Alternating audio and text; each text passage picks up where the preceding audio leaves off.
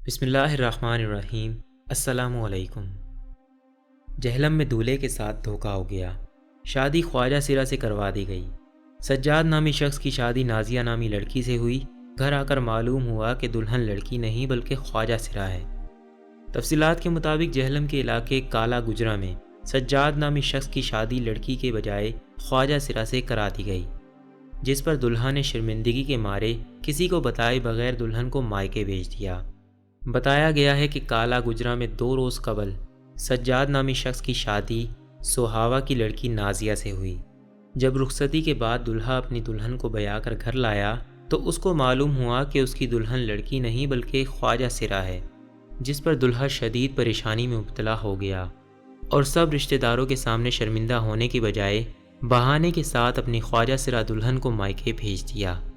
دلہا سجاد نے بعد میں بتایا کہ جس لڑکی سے اس کی شادی کروائی گئی وہ لڑکی نہیں بلکہ خواجہ سرا ہے۔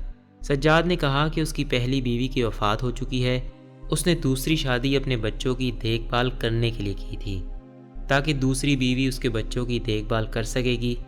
قریبی رشتہ داروں کا کہنا ہے کہ سجاد اور خواجہ سرا کا رشتہ دونوں کے مشترکہ پیر نے طے کروایا تھا، جس پر دلہا نے اپنی ہونے والی دلہن کی زیادہ چھان بین نہیں کی تھی۔